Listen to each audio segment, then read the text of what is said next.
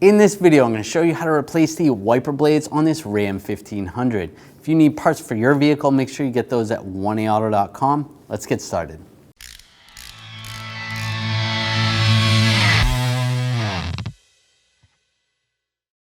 Take the wiper blade. There's a little clip on the front right here. I'm just going to take a small straight blade screwdriver, just get underneath here, pop that up. You can slide the blade forward. Just like that. Sometimes they are clipped in underneath on the back. You may have to release a clip underneath with a straight blade screwdriver. Then take the new wiper blade, slide it on, lock it in place, put it down, and you're going to do the same for the other one. Well, I hope this video helped you out, and make sure you get all your parts at 1aauto.com, and you can watch all those repair videos to help you with your installs.